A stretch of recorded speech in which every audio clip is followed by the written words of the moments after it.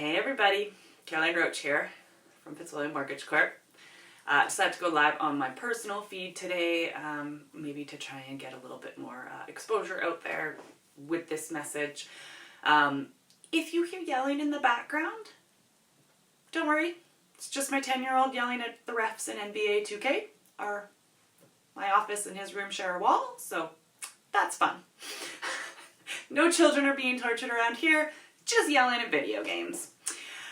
So with that little housekeeping bit out of the way, what I want to talk to you guys about today is mortgage deferrals, okay? So first, I want to clear up a little misconception out there. A mortgage deferral is not a mortgage vacation, as some lenders would like to advertise as such. It costs you to defer your mortgage payment. So first, let's talk about what a true deferral looks like.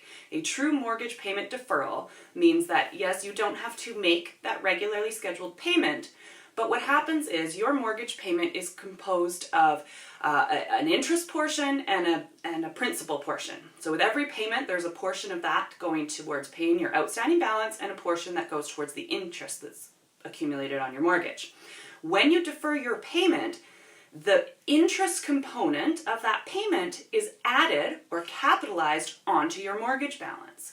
So what happens when you're in deferral is instead of your mortgage balance going down as you make payments, your mortgage balance starts going up, okay? Because that interest component, say it's $150. I'm just going to choose a random number here. Say it's $150. So with every payment you defer, that $150 is added to your outstanding balance.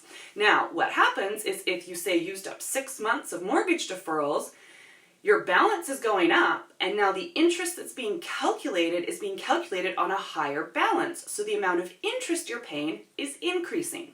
So when I say that a mortgage payment deferral costs you, that's what I mean. And then the question becomes, when you start making those payments again, is your lender able to extend your amortization out so that the payment you're making is the same as it was before? Or is your amortization capped, which means that you, when you start making mortgage payments again, are actually making a larger payment because you have to still pay off all of that interest that was accumulating when you weren't paying your mortgage. So first off, that's what I wanted to clarify, what a mortgage deferral looks like. The second piece is a public service announcement. If you have not yet been affected by COVID-19, if you still have an income stream coming into your household, or if you have, maybe your income's been cut off, but you have substantial savings that can keep you afloat during these times, then maybe you should rethink a mortgage deferral, okay? Mortgage deferrals have always been a thing. This is not new. It sort of blew up last week because it was in the media and people were talking about it. Oh, big 6 banks are going to allow mortgage deferrals and all of this. This is not new. There has always been guidelines in place to help people with mortgage payment deferral. It's called hardship. And it's always been done on a case-by-case basis where you have to call in, you have to explain what's going on, they assess your hardship, and they decide whether you qualify for the deferral. This hasn't changed. Now, we are seeing circumstances where people are calling in and they're saying, hey, we've both lost our jobs, we have no income coming into the household, and it's like, yeah, deferred, done. But I am also hearing reports from my lenders of people calling in who don't need the deferral at this time. They're calling in because maybe someone told them, hey, defer your mortgage payment and invest the funds. Well, here's the thing, guys. If you have the funds available to, instead of making your mortgage payment, to invest it, then don't defer. Pay your mortgage, okay? The other reason for this is that lenders are fielding an average of 5,000 calls a day. Let me say that again. Lenders are fielding an average of 5,000 calls a day. Can you imagine trying to manage that? And how many of those calls are people who at this point still have an income coming into their household? We don't know, but I'd like you to ponder that.